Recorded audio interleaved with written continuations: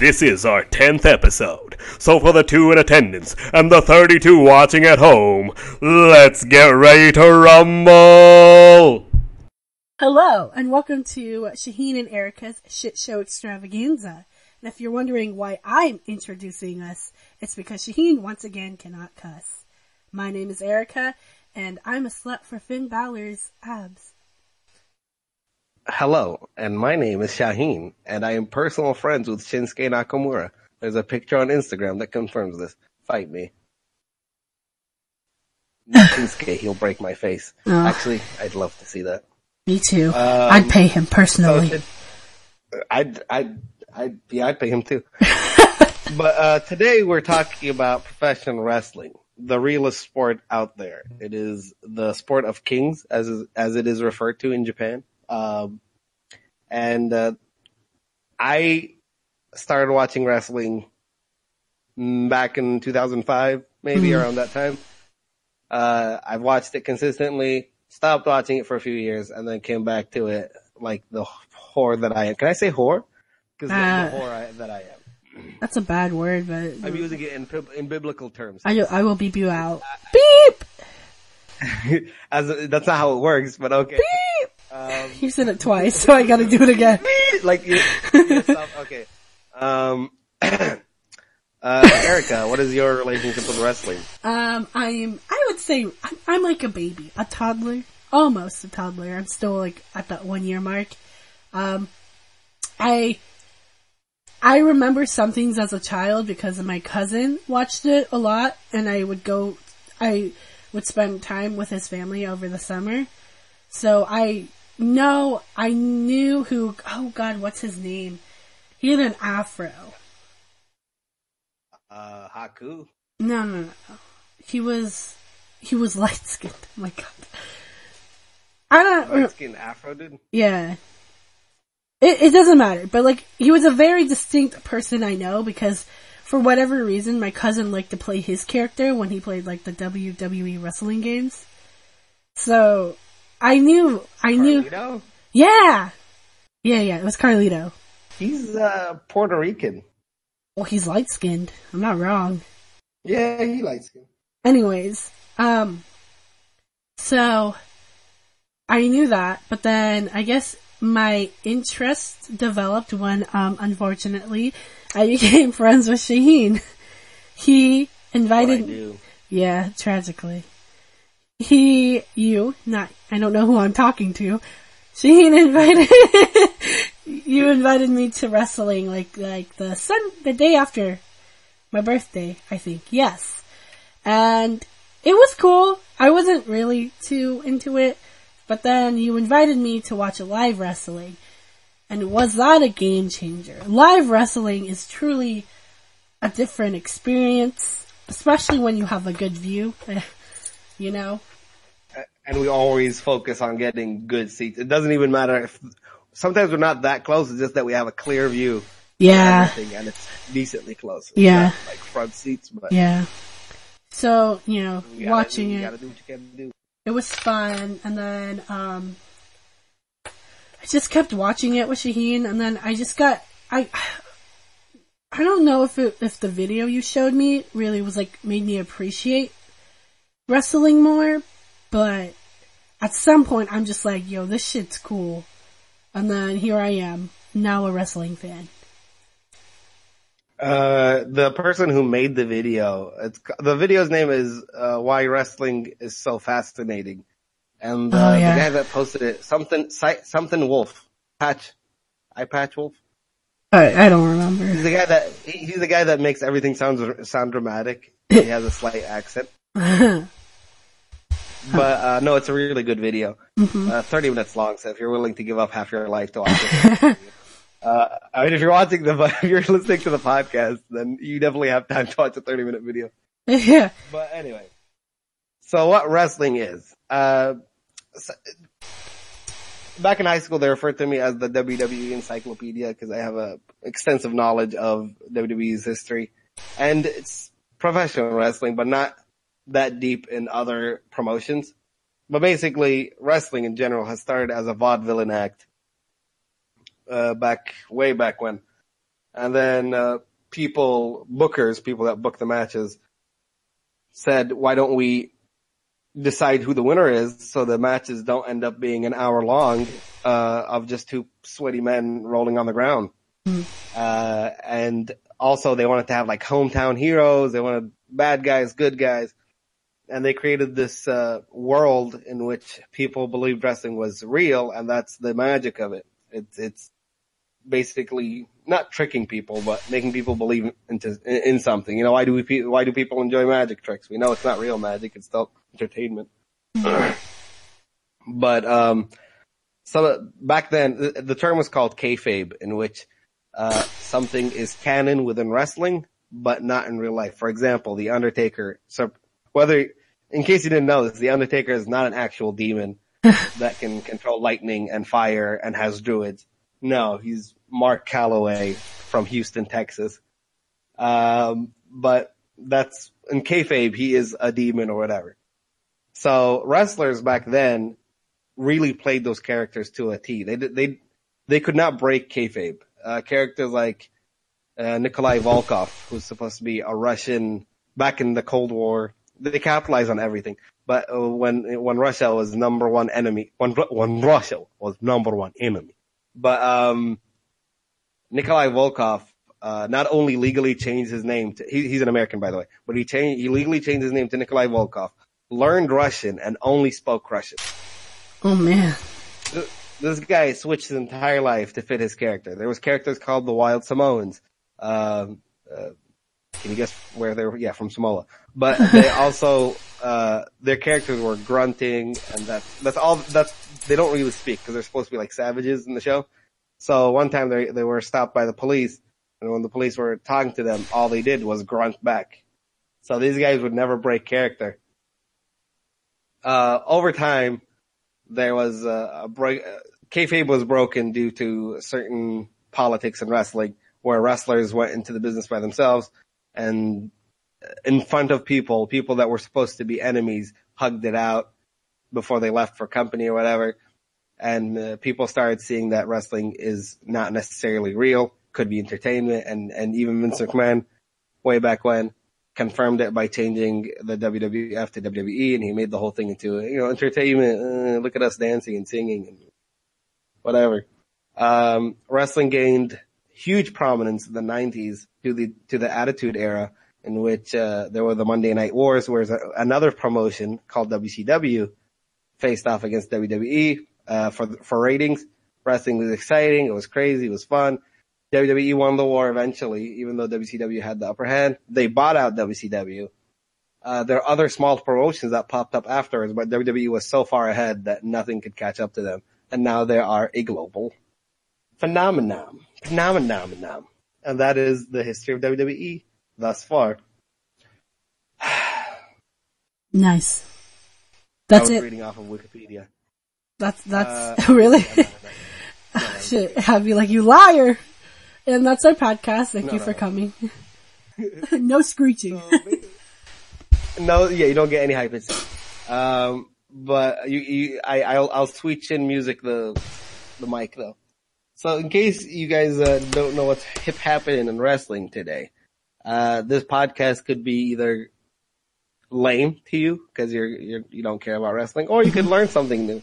Maybe give it a chance. But hear me and Erica discuss something that we do enjoy, but still are extremely cynical about every now and then. Yeah. Especially with WWE, because WWE has been a crap show, especially this year. Man, they've been doing really bad. They did really well prior to, at least for like, whose fucking storyline? I don't remember. Someone's storyline was really, it was Kofi's, duh. That storyline was good, but after a while, after WrestleMania, I didn't care. Yeah.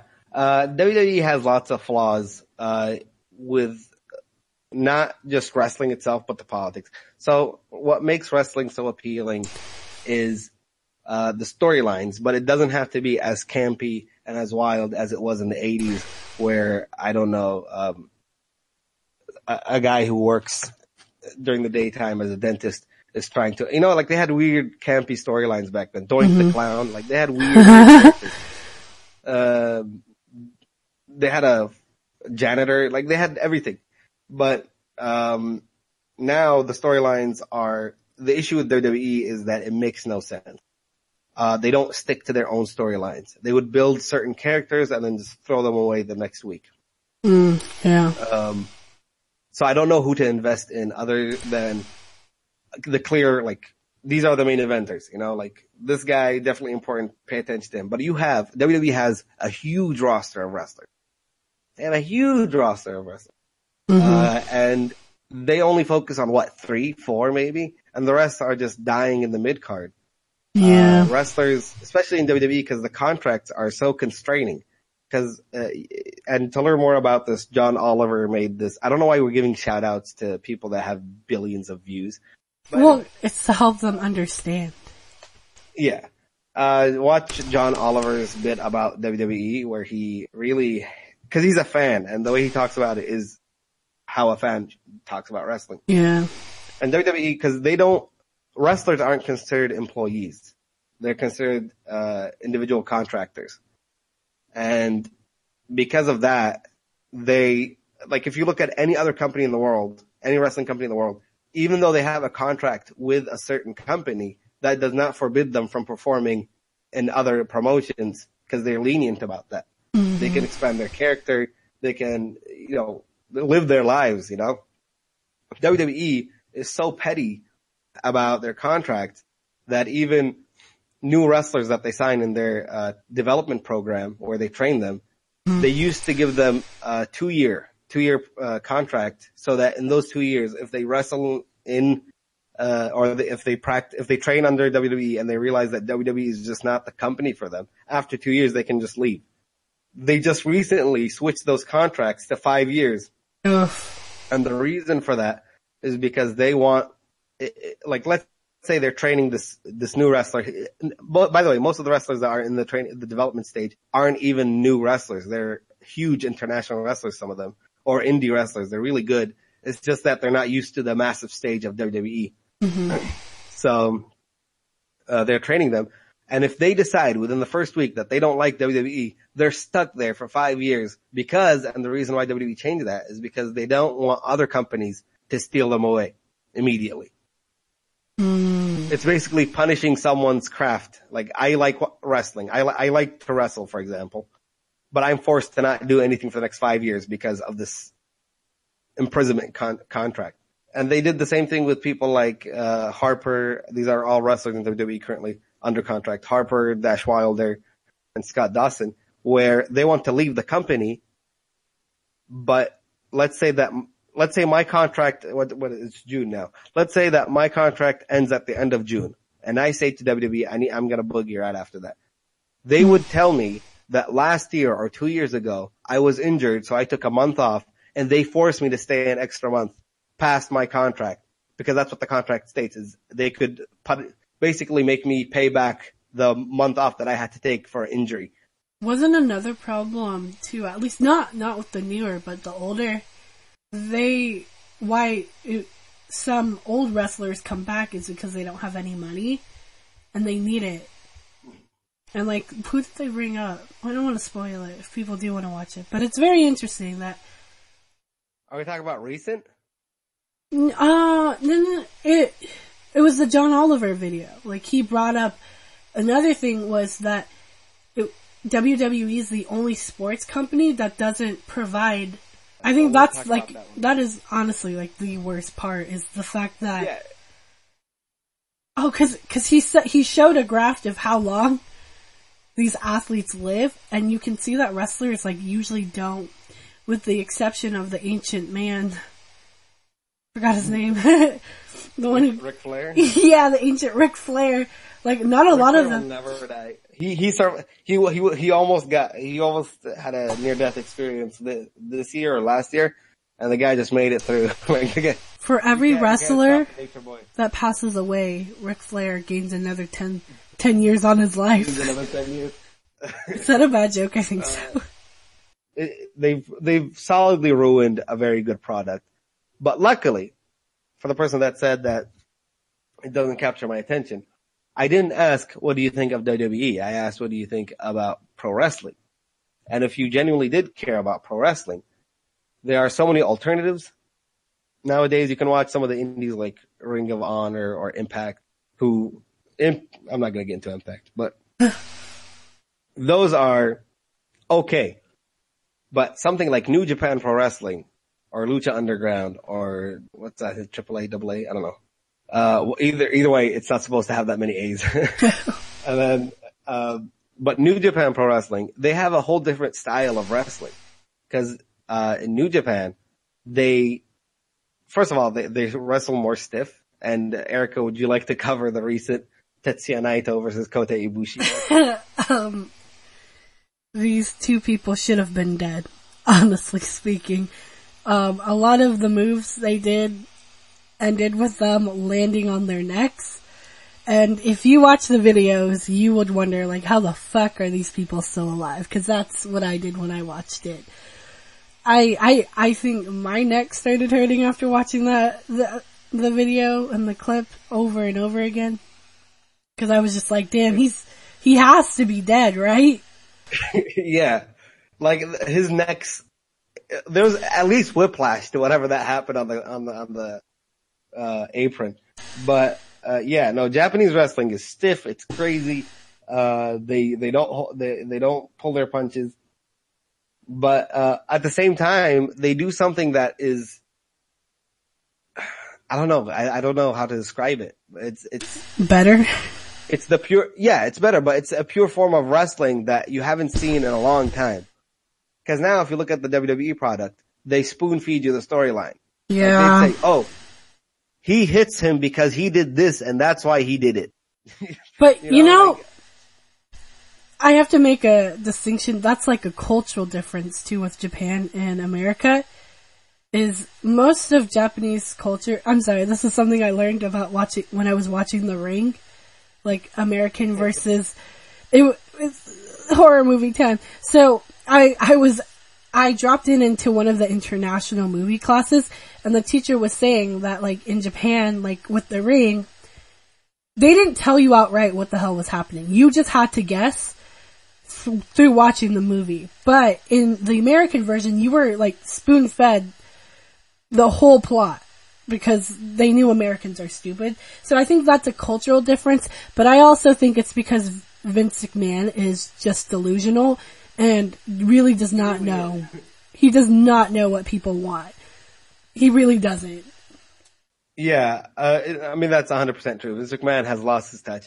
But Vince McMahon should just, stop tarnishing a lot of the things that he's done. Cause even anything bad you see in today's product is almost always correlated with Vince McMahon's decisions.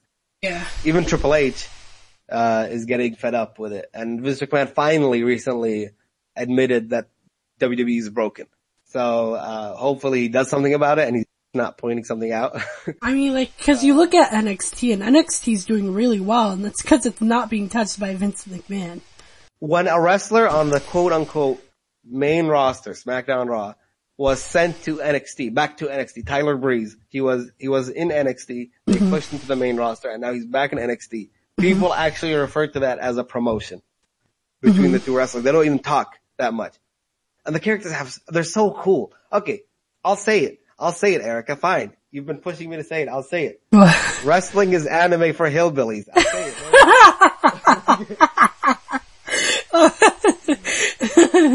That's what it is. Oh my god. If you enjoy that, not much, but like if you enjoy that, over the top, campy characters fighting one another and having that, over the top shonen style, oh, I'm a man, you're a man, even a woman, they say, I'm a man. Like if you enjoy that, that's what wrestling is at its purest. That's why Vince McMahon making content that doesn't resemble anime ruins it now. He's 95, so yes, he's your age. God, I hate Velveteen Dream. Anyway, so Velveteen Dream, he's a product of WWE, meaning that he was in the developmental program. He's not famous outside of WWE, and he is in NXT. Okay, good. We have that. We have one character in the storyline. Ricochet. He wrestled around the world. He is considered one of the best indie wrestlers. He is the product of the outside world. He is not NXT made. WWE signed him and they put him in NXT. Eventually, Velveteen Dream and Ricochet got into a rivalry. And their rivalry is, WWE product versus indie product, basically. Mm-hmm. But they don't say that. So we have these two characters, right? So Velveteen Dream solidly believes that it doesn't matter that you're trained outside. I am better than you, basically. Mm. If we're not equal, then I am better than you. Ricochet argues that he has more experience. He's been wrestling around the world. He's been doing it longer. Dream believes he's a prodigy of wrestling, and Ricochet is just a genius in wrestling. So there's this really cool scenario. You can find the clip. It's like 15 seconds. Velveteen Dream is standing outside the ring. Ricochet is in the ring. And then Velveteen Dream says, whatever Ricochet can do, the Dream can do better. And then Ricochet jumps out of the ring, does a front flip, lands on his feet, goes up to Velveteen Dream, grabs the mic from him, and he says, show me. And that's all you needed. You don't need these long, drawn out promos. You could easily see it that's how they feel in real life. Velveteen Dream does believe that he's better than Ricochet because he's a prodigy. He's a wrestling genius. And then Ricochet, experienced, traveled around the world. Everyone thinks of him as one of the best wrestlers. Wants to put down this rookie in his eyes. You know what I mean? Mm-hmm. So the storyline plays out itself. You don't need to spoon feed it to people. And that's why it made it so good. Just to look at how it's being built up.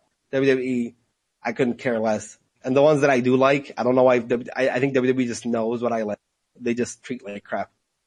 Mm. Like, why is Elias's first championship the 24/7 championship? Why wasn't he Intercontinental Champion at this point? Whatever.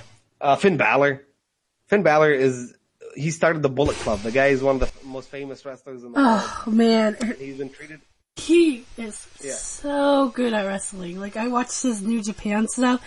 Like, yes, I think he's very hot, but like, I like his wrestling. Like, when he was in New Japan, I'm like, holy fucking shit. Like, if they let him perform the way he performed in New Japan, like, he would take off so fast, but God, these bullshit storylines that don't even make sense half the time just really bring him down.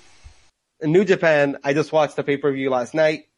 From all their 20 matches, I'm joking. Like, I don't know how many matches they had. There was only one dirty finish. It's the way God intended to make wrestling. But Vince McMahon is like, I don't know how to tell stories, so just let's ruin them so we can drag them out long. Let's get to the Saudi Arabia thing. Yeah, we're really burning through this podcast. Yeah. Because we're trying to cover as much time as we can. Yeah. But the Saudi Arabia thing, WWE signed a 20-year, I think, or 10-year deal with Saudi Arabia. That's they get so much money. So much money. Money that you can't, there's so many zeros that it's terrifying. But the reason why this is an issue is Saudi Arabia is not a good place, but they decided to do a show anyways. And a lot of wrestlers like Daniel Bryan and AJ Styles refuse to go to Saudi Arabia because they don't want to support this deal. Mm-hmm. And WWE respected that. The one that I had the most issue with is I don't get lots of representation. We don't get representation. The first decent representation we've received recently was Sami Zayn, who, although is born, I don't know if he's born in Canada, but he's definitely raised in Canada. Yeah. He's a Canadian. But he's Arab heritage. He's Syrian. And he's Muslim. Really? Yeah, he doesn't go around saying it, which is fine, because that's not what you do with religion. Yeah. But Saudi Arabia doesn't want Sami Zayn in Saudi Arabia. He's Muslim. He's one of us. But because he's Syrian and there's political issues between Saudi Arabia and Syria, that's another reason. That like so lame. He's one of the few representations. Not only is he one of the fewest representation that we've had, he's also a really good wrestler. Like I think the best Muslim wrestler, in the world at the moment. I can't think of anyone better than him. He's really good. They recently signed Mustafa Ali, who's, Pakistani American, I think. And he's Muslim. Oh, and yeah, he's yeah, nice. Yeah, he's cool. But, yeah, that's another good representation. And then recently signed the Saudi Arabian. Okay. Although WWE sucks, in a lot of things that they do, because I've never experienced representation, oh boy, golly gee. When stuff like this happens, I turn into a kid again. I turn into exactly what they're catering to.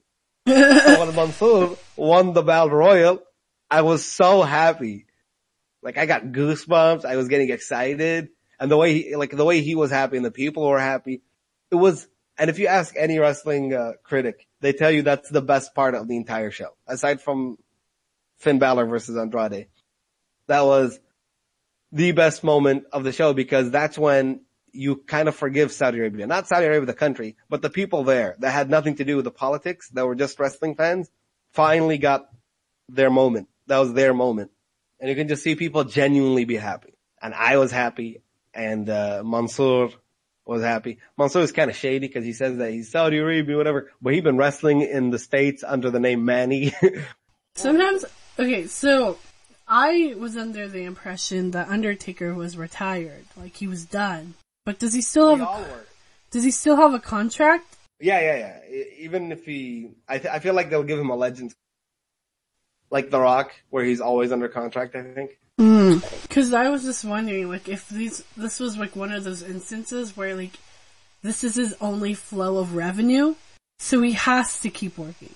No, cause even if this is his only form of revenue, the amount of money Undertaker gets paid, not just now, I'm talking the past 10, 15 years, is the highest in WWE aside from Brock Lesnar's $500,000. Okay. This guy is getting paid massive dough. On top of that, his wife is very successful too. She's a former wrestler. Undertaker also does, I forgot what he does. He gets lots of revenue from WWE even if he's not wrestling. He gets like money for, his shirts are still selling like wild. He's still in every video game and he gets money for that. He has enough money that he doesn't need to throw his body out there anymore. He doesn't need to do that.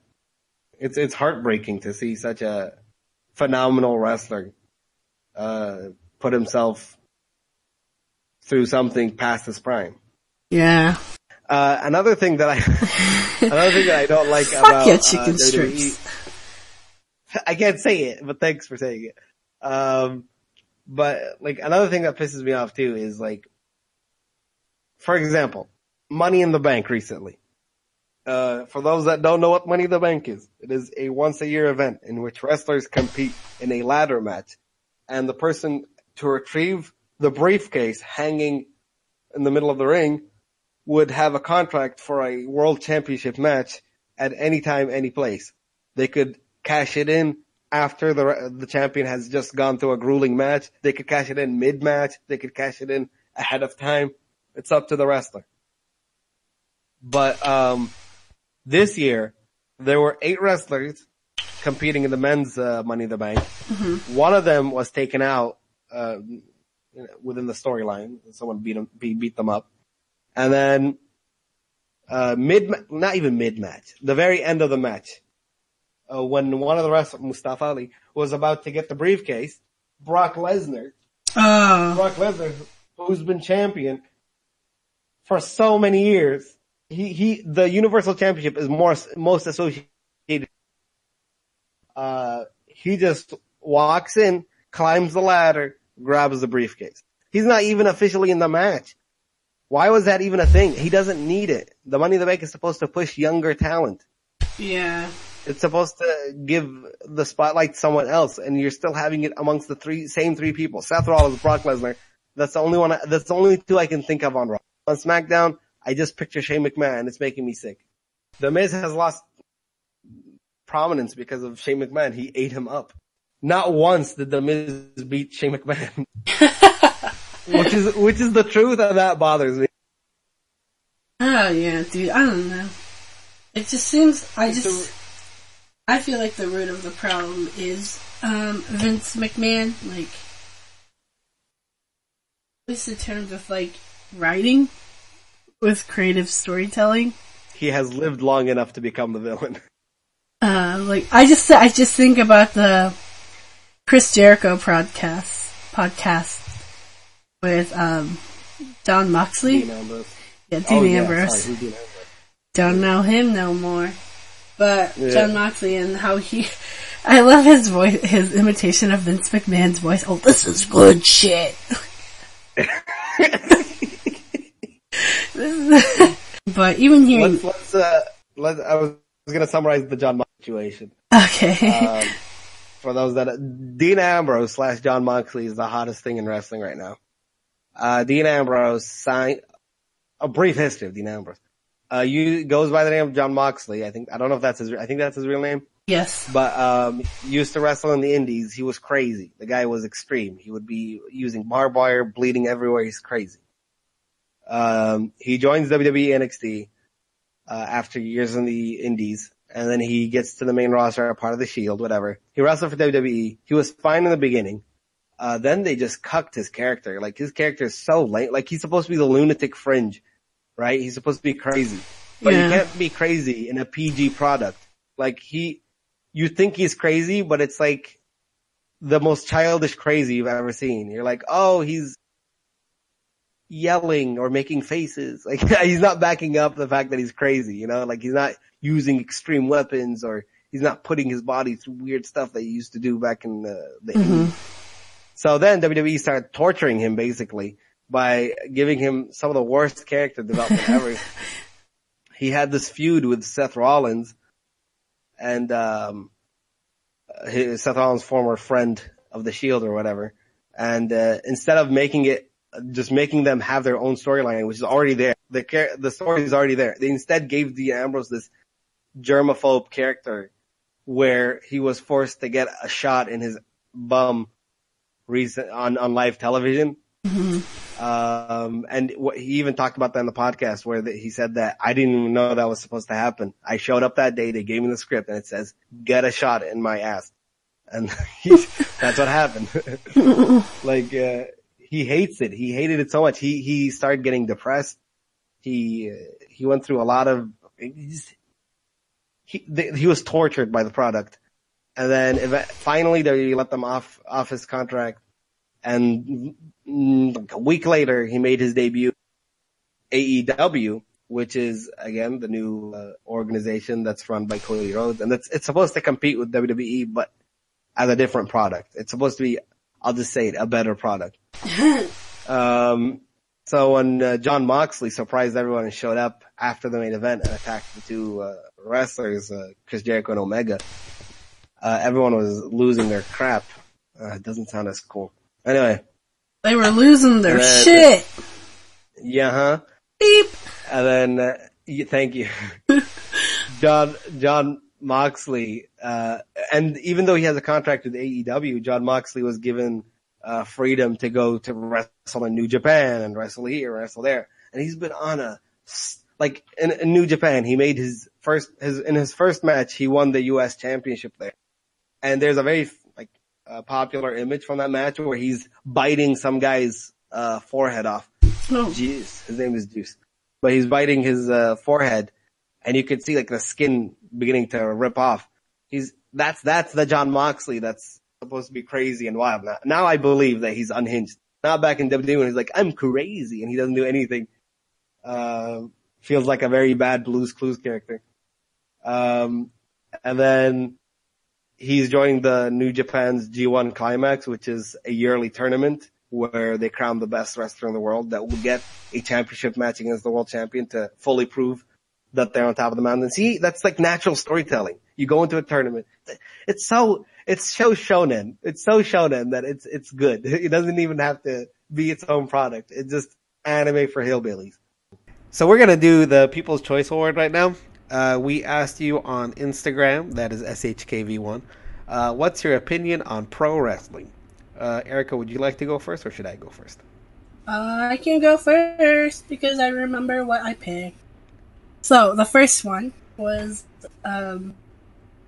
shouldn't come as a surprise because I do appreciate them as well, but it's gonna be Randy Orton's thighs is the first thing they think of.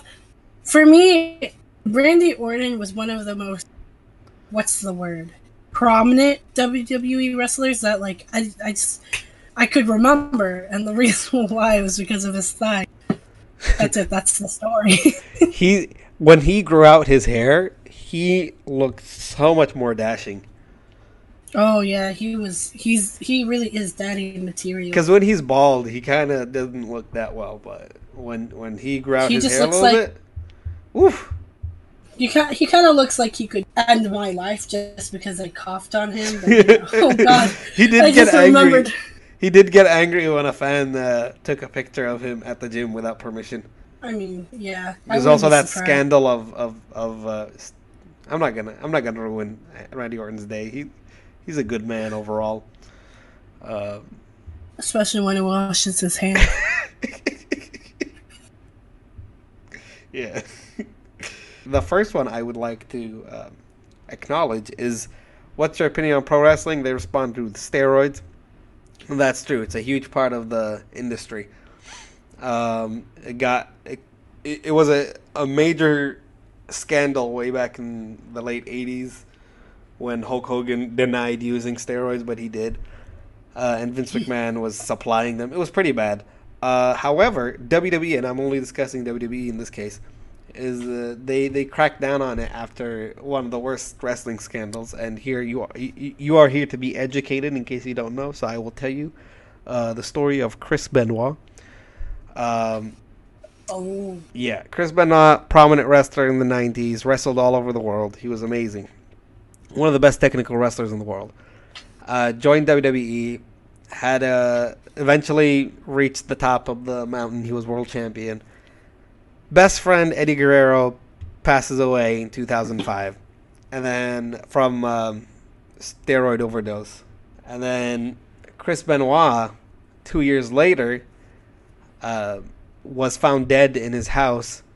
And when WWE even made this whole episode of a tribute episode for Chris Benoit, but then when the news of how he died came out, they completely erased Chris Benoit from all of WWE history. You cannot find him on the network. You can't find his matches, whatever. You can find them on YouTube because nothing dies on the internet. But I mean, like, anything in the WWE database has been erased from Chris Benoit. And the reason why is because he murdered his wife and child before committing suicide. It was pretty ominous. He left a Bible next to each body and whatever. When they did a diagnosis of his brain, it turns out that the drug abuse, like steroid abuse, and the many bumps and concussions to the head he was like late 30s, early 40s, but his brain was registered as the same brain as an 80-year-old. And it was one of the worst situations in wrestling. It's a tragedy. And ever since then, WWE has made a huge policy that, they can't use drugs. Even Rey Mysterio was once given a strike, or fired, I think, because he had prescription drugs, but he didn't tell WWE, so they that's how serious it's become. However, there's news that there's some wrestlers that WWE kind of, give a pass to. Triple H, I think, is one of the people that still uses, but they give a pass. Jinder Mahal is pretty suspicious. The guy had the softest body, and over the summer he came back with a topographical map of Arizona on his body. It was terrifying. So I'm pretty sure he uses. But yeah, so steroids, not as prominent in WWE. I doubt it's a big thing in New Japan. They're kind of against that. These guys break their necks, so they have honor. I don't know about the indies or the others, so hopefully it's not used anymore because it's horrible. On a more serious note, what do you want to talk about, Erica? So, on a much lighter note, a very much lighter note. Alright, so, what's your opinion on pro wrestling? Someone said, I didn't mean to fall in love with Elias. I didn't. He's just kind of like a stray dog. Shows up at the front of your door, takes a shit on your mat, and then just smiles at you. That's the relationship I feel like I have with him. I truly love Elias and his antics, the music. I I think what made me really appreciate Elias too was when he went to Manchester. Like, damn, like the UK people really love him, but Americans not so much. I mean, if people can't figure out why it's Walk with Elias, it's supposed to spell out WWE, so that's what he thinks WWE stands for. It's Who Wants to Walk Oh with Elias. yeah. Just in case, I feel like that's a very WWE fan kind of Yeah. joke. But no, yeah, Elias is, in the beginning, I didn't care for him. I don't know when he became so, like when he's on the screen, whenever he's talking, whenever he has his guitar, I cannot remove my eyes from the screen. I know, like, he's gonna say something clever. He's so entertaining. He's this era's honky tonk man, except just perfect for this era. He's absolutely entertaining, and even because his wrestling skills are not half bad, but he's not praised for his wrestling skills as much as the fact that this guy can control a crowd. This guy can control a crowd, and it's very impressive to see that in modern day wrestling. Yeah, he's cool. Yeah, I want to walk with Elias. I would like to, because it's not running with Elias. it's walking, so I can do that much. Yeah. Man, this is a running gag, walking gag with you. I like to be consistent with the things. Yeah, no, it's good. It's great. When did you debut that? I think it was the second episode, right? It was the personality. No, it was the pet peeves. That's when you debuted hating. No, didn't you? Or was it? I don't fucking remember. I don't know, but I just remember it. I just remember bringing it up a lot. Yeah, no, it's good. It's good. Yeah. Solid. Okay, so last one. What's your opinion on pro wrestling? Enduring profitable business. Will be interesting to see how it changes in the years to come. And this is as true as it gets. WWE, I'm talking about WWE in general because it is the one that lasted all the storms, will never die. Pro wrestling will never die because it is already way too embedded into culture, and fans are growing even if it doesn't show. It doesn't have to be WWE fans. There's always pro wrestling fans. And the fact that even in Kuwait, I'm giving them a shout out, and this might be the only shout out that might benefit someone else aside from us giving shout outs to famous people. There's a new pro wrestling company in Kuwait called AWP. I followed them on Instagram, but so far they haven't done shit. But that's because they're probably building up everything. Hopefully I can email them and work with them. This is speculation, but whatever. But yeah, no, wrestling is growing everywhere. China has developed one of the best wrestling schools. Japan is a big time player in pro wrestling. The European scene is buzzing. It's amazing right now. So it's true, and where it's going, like in terms of big business, and I put the picture of AEW, All Elite Wrestling. They are the biggest, the hottest thing right now in pro wrestling world, aside from Jon Moxley, who's associated with AEW. They are bringing back the wrestling wars, and hopefully their success brings forth WWE's best product, because hopefully WWE steps up their game, because they're shit right now.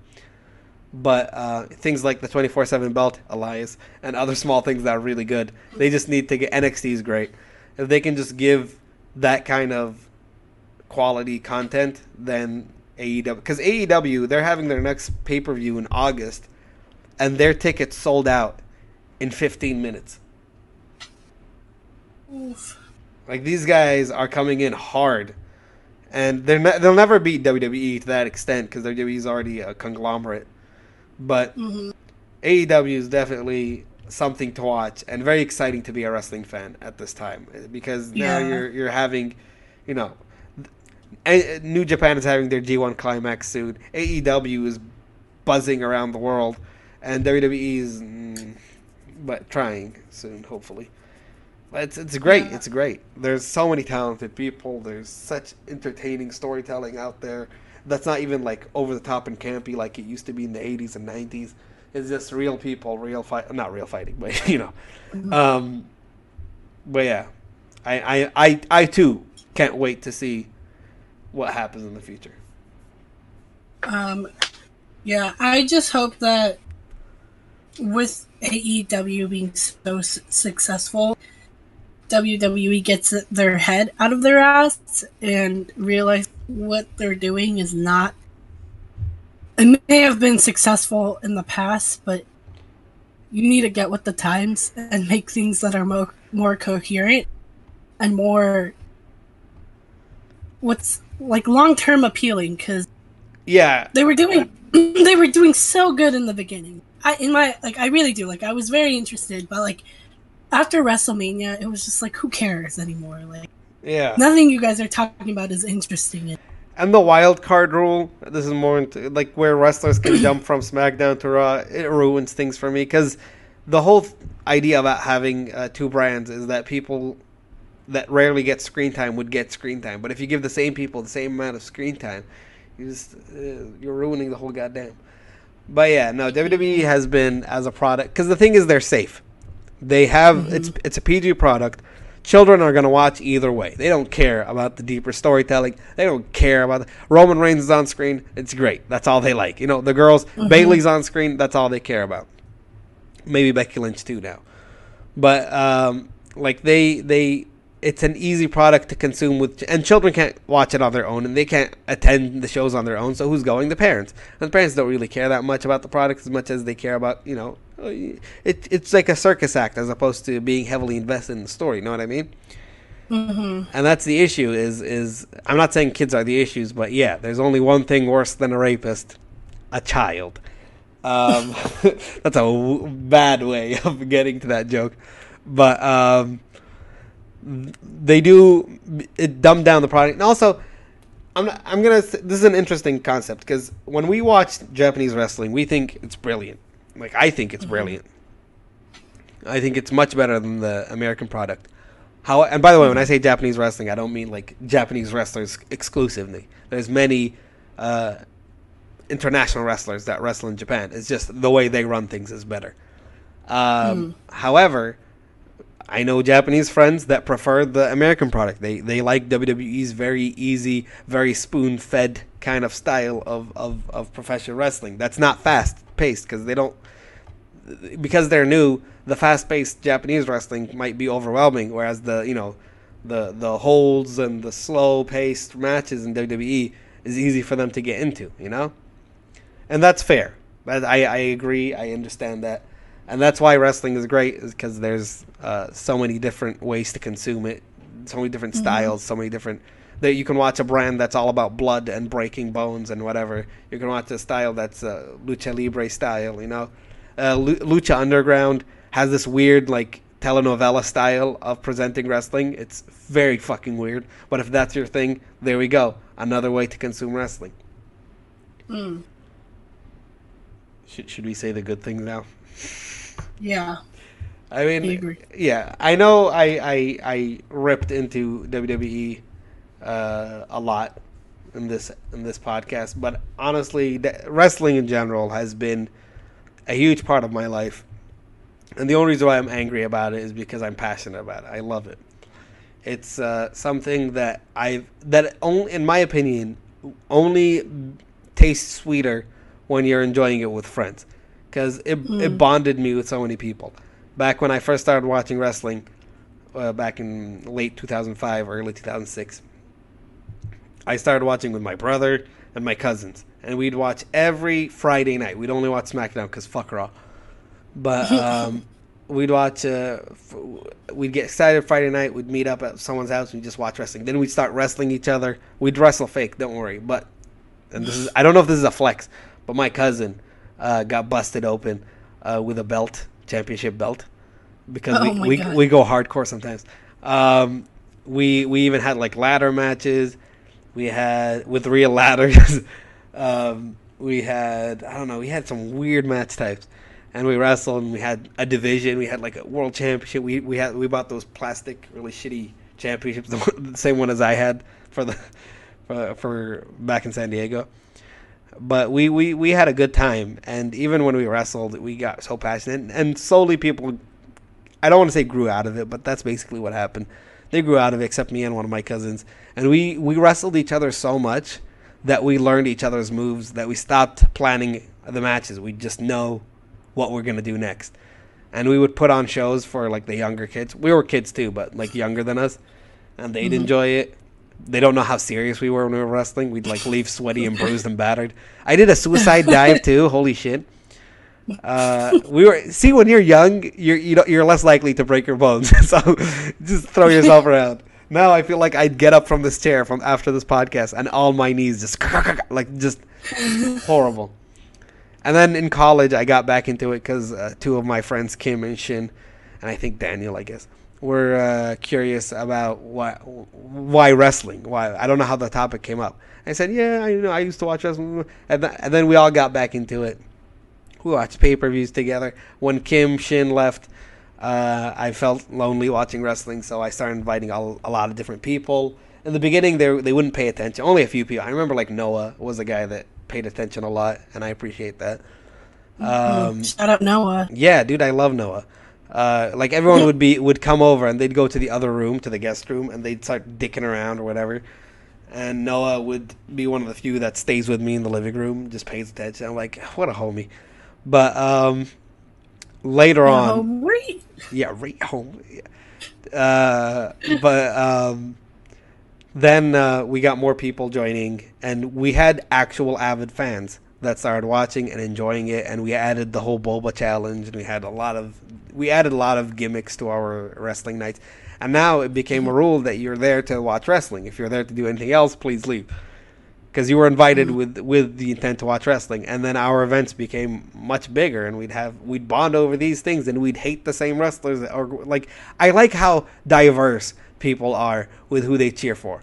Like, I'm so surprised Marty was so enamored by Elias when that first time, because we'd be hanging out, and then Elias would say his catchphrase, saying like,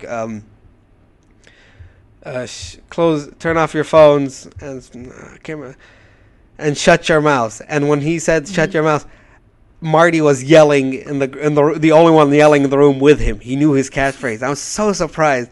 Like, why does Marty know so much about Elias?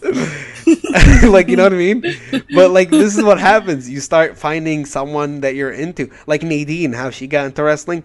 We were watching it over the summer, and she was very invested in, I mean, horrible wrestlers now, but not wrestlers, but people. Enzo's storyline with Big Cass. She was so invested because that's where she saw it. And I'm not gonna lie, it was very entertaining, their feud up until they fucked it up.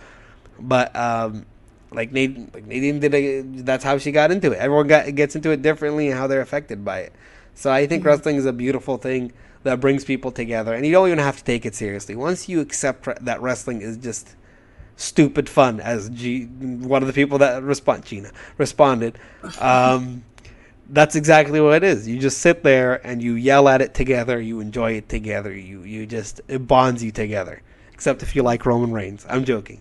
Even Roman Reigns, when he had his cancer thing and he left, I missed him. So this just proves that even the people that I used to hate, I still miss you. You're a part of the product, you know.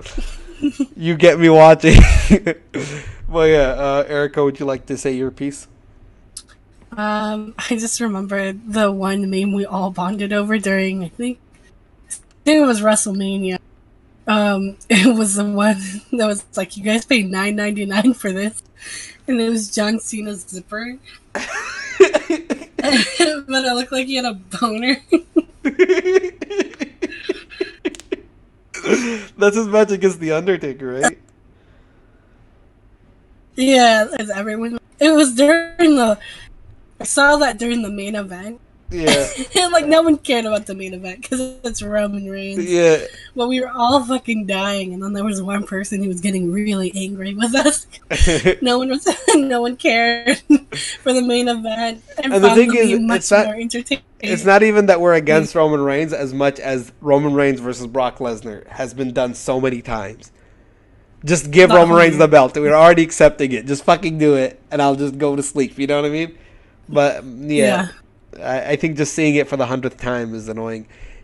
Two big moments that I would like to mention is when we watch TLC. And I love having Taco there because he's a classic wrestling fan, like me. Like we were old school kind of. So when Kurt Angle came in with his, I think he came later on with his music too. Taco and I yelled so hard that my neighbors got angry. It was just the two of us. Like we popped so hard. Carlos too, but Carlos didn't show up that time. He was abroad. But Carlos also goes crazy at these old Booker T. When we see Booker T, we go crazy. Even though he's just commentary. Undertaker at WrestleMania. A lot of the people that were watching wrestling, that was their first time experiencing the Undertaker. Like now, not an old kind of Undertaker. Or not you're not watching it as an old show. You're watching it right now, live. But not in person, not live, but live through the TV. And I didn't know it was that impactful for that many, because I was getting goosebumps because I love the Undertaker's entrance. It's so cool. But for example, like Gina said that she's so happy to get to experience Undertaker's entrance, and I realized, that's such a spectacle for new viewers that never saw Undertaker enter at WrestleMania when he's done it fucking 20 something times. But yeah, no, it's a great experience. The company has its flaws, the main one at least. Yeah, there's some ethical issues, but it as a product is one of the best things anyone can get into, especially with the right the right company. You just, not company as in WWE, company as in people. Just enjoying it with friends. And half of the people that I had there weren't even wrestling fans prior to that. And now they're either like people like even Chris and Owen, they're not wrestling fans, but they're casual fans. They know who's wrestling. They don't know their backs, but you know what I mean? Like they can enjoy the product. That's cool. Yeah. I'm sorry, I stole the thunder from you. Would you like to continue? It's okay. Yeah, I obviously have the luxury of not being so balls deep in wrestling. Like, I do really like watching it, and it's fun knowing the history and stuff, but, like, I'm not at that point where I can see the wrongs of WWE. I mean, like, most of them, but, like, I don't sit there and think why this company sucks. But I do enjoy it thoroughly, and it has brought me closer to some people, I would say, without exaggerating too much. Like, it's just a good bonding thing. If all sports were scripted, I'd watch them. And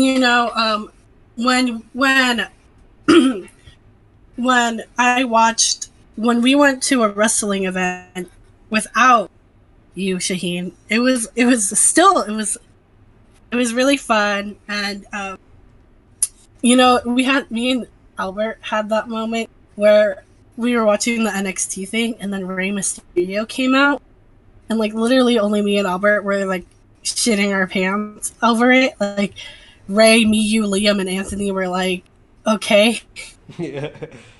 That's the Kurt Angle thing that we had. That's the Undertaker. Yeah. That's the Goldberg thing. I even hate Goldberg. I still popped when I saw him. That's how fucking weak of a fan I am. Yeah. So, and then, but I asked Liam, like, hey, God, he listens to this, and if he comments and be like, why'd you lie again? I'll punch him, because I know I asked him, like, would you be interested, like, if they came back, like WWE, would you be interested in watching again? And he said Yes. So I'm gonna hold him accountable to that. And if they come, he's gonna watch it with me, whether he likes it or not. I don't know. I had fun watching it with Liam. Like, he was a good time. Yeah, I watched it. I watched it live with Tomoya last time I was there. Oh, yeah. He was fun too because I had to explain to him what the kickoff show was, and I was like, basically, this is the appetizer. And then the guy sitting next to him started laughing his ass off. I was like, this is the appetizer, yeah. Yeah. Also, live events, you bond with people around you too. It's wild. Yeah. Yeah, we didn't do so much of that, but, you know. Ah, man, when we watched, when we were on the floor for, was it Raw? Yeah. There was just one guy who kept making terrible jokes, and I'm like, I'm sure your wife is ashamed of you. Stop talking. Like, he just, oh, this was during the storyline with, the manager from 205. Drake Maverick. Yeah. And then he would just be like, Jake Maverick likes to pee his pants or shit like that. And we're like, stop talking. It's embarrassing. Like, bruh, your wife came here with 3 children, not 2. Fuck. But, you know. My worst fan experience was, I think, my 3rd time going or something like that. And this only feeds into why why we hate Roman Reigns. Behind me, a bunch of young kids and one girl that's much older than she should. Like, you know what I mean? Like, she acts younger than she actually is. And every time someone would make fun of Roman Reigns or whatever, she's like, nah! She yells the high, like, she makes my high-pitched sound like nothing. She destroyed my ears, everyone else around me's ears. And this is why we hate Roman Reigns. His fans are annoying as fuck. I mean, it's not his fault. It's not his fault. Yeah. God, I need to be nicer. What was the 3rd time? The what? When was your Not the 3rd. time? Was that the... It was Raw. We went to Smack. I think it might have been the 4th time. I don't remember. I've gone to wrestling. I'm proud to say this. Maybe 6 or 7 times. I'm proud to say that. I'm not ashamed that I've been to so many wrestling events only in my last 3 years of college. 2 years? 2 years. Last 2 years of college. Bless. But I also, this is a personal dream. I have been the biggest Matt Hardy fan since 2005, 2006 when he had that feud with Edge. And I've been rooting for him his whole life. Everything he went through, I vibed with. Like, when he was going through his issues, I was going through his issues, you know? I've never been this hard of a fan for anyone in my life. Matt Hardy, although has made some mistakes and questionable decisions later on, is still a hero to me. And I will always, you know, chant his name or cheer him on. So me seeing him only once in one of those 7 times live, especially when he was in his Woken gimmick, and being able to yell, delete, delete, delete amongst the fans, and see Matt Hardy, oof, I've reached the pinnacle. Aside from going to WrestleMania, I have reached the pinnacle of my wrestling fandom, my childhood fandom. So that's nice. I appreciate that. Thank you, Matt Hardy. Probably won't want. Well, he might. We don't know. I'll send it to him. We're friends like that, you know. It'd be like that. I believe in it. Woken. Also, their catchphrases are ridiculously fun. Their attitudes, their characters. Muhammad Ali was inspired by Gorgeous George. That's, you know what I mean? Like, yeah, wrestling just creates these over-the-top characters that you can't, that you fall in love with sometimes, even when you don't want to. Mandy Rose. But anyways, I think this concludes our wrestling episode. I hope you guys enjoyed it. I know this is very niche. If you learned something, let us know. If you didn't learn something, let us know. Just let us know. We'd like to hear. Here's your reward for listening all the way through. Okay.